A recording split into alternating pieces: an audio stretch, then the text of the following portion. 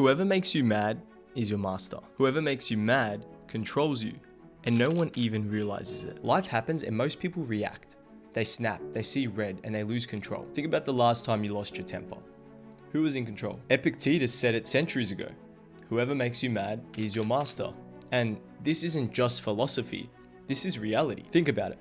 Poor decisions, toxic relationships, stress, and lack of freedom. Most people live like this their whole life, handing away control without even realizing it. It's like the dog who chased the bird, got carried away, and ran off a cliff. By now you should have a pretty solid understanding of why reacting is so costly. But here's the truth. If you want to build a life by design, you can't afford to be mastered by anyone else. So in this video, I'm going to show you how you can stop reacting emotionally and take your power back for good. Before we go deeper into the video, I want to tell you a personal story. I just got back from a European vacation a couple weeks ago. Beautiful weather, awesome culture, and an amazing experience. But you see, towards the end of my trip, I did something out of pure reaction and impulse that nearly ended up being fatal. It was just like any other day. I woke up early, went to the gym, and had breakfast with my family and friends. We had all decided, because it was a warm day, that we should go to the pools. So we all went, got ready, and started making our way down. As we were walking down towards the pools, I had an encounter with an individual who got me so upset. It internally frustrated and irritated me so much so that I was ruminating on it the whole entire walk up until the pools. When I got there, I felt like I just had to cool off. Usually I would put my stuff down, maybe tan a bit, get a drink, and slowly get in the water.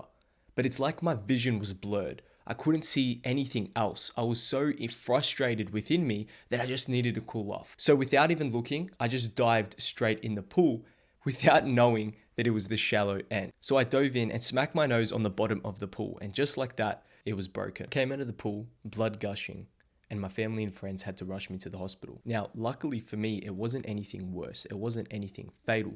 I went to the hospital, the doctor fixed it, and everything's all good. Now, I don't mean to tell you this to scare you or to go on some tangent, but I'm telling you this so that we can both understand that emotionally reacting will get you nowhere in life. You don't have to react like I once did. You can choose to respond, because almost always the person who affected you walks away and goes about their life with nothing ever happening to them. It affects you in more ways than it would ever affect them.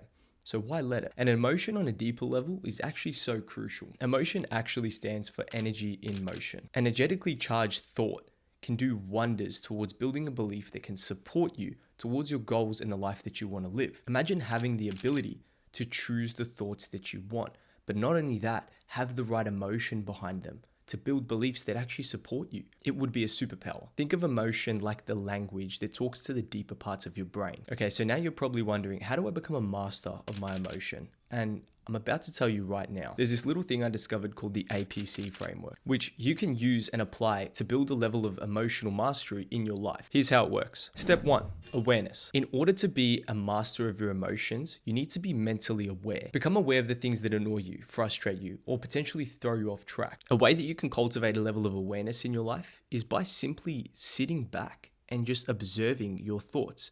And you can do this in many ways. Meditating, journaling, walking, whatever quiets your mind and allows you to actually see what thoughts pop up in your head, because you can only change what you're first aware of. Step 2, pause. If something or someone irritates you or annoys you, learn to take a step back and just breathe. Let that initial wind of impulse and desire to just pass over you, because what you'll find is the action that you would have taken isn't aligned with the person that you're trying to become. In life, we only ever want to take actions and be the person that's going to get us to our desired result. So when you take a step back, you can ask yourself, am I actually going to be operating as the version of me that's going to get me to where I want to go? And if the answer is no, then you most likely shouldn't do it. Which leads me to step 3, choice. Come to realize that you're free to decide how to respond. No one should ever have an emotional hold over your reactions or behaviors. When you have a North Star, a version of you to work towards, you only ever want to act in accordance with that. Anything else will always be costly. So make the right choice towards being the version of you that you want to be. Remember this, freedom is the space between stimulus and response.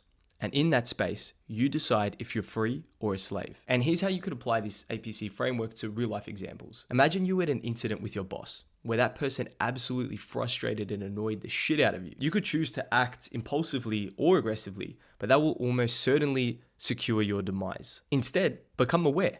Understand what annoyed you so much and ask yourself, is this actually something to be annoyed about? And I'm sure there are instances where people do and say things that are uncalled for, but that doesn't mean that you should respond in the same manner. Become aware of what frustrated you and take a step back. reflect. Ask yourself, is this how the higher version of me would want to respond? And then choose to respond accordingly. Another example is a relationship. You can get into an argument with a friend, a family member, or even a partner, and sometimes we react impulsively and say things or do things that we shouldn't. But instead, use the APC framework. Become aware, take a step back, and choose accordingly. When you can control your inner state, that's when you'll be able to build a life by design. But listen, anger isn't a weakness. It's a signal. But when you let it control you, you're giving your freedom away. So next time someone tries to pull your strings, pause, breathe, and choose the right decision. And that's when you realize that no one owns you. You are your own master. Don't allow anyone to have that type of power over your life. I hope you enjoyed this video and found it valuable. If you did, feel free to leave a comment and subscribe. But like always, if you master yourself, you master your life.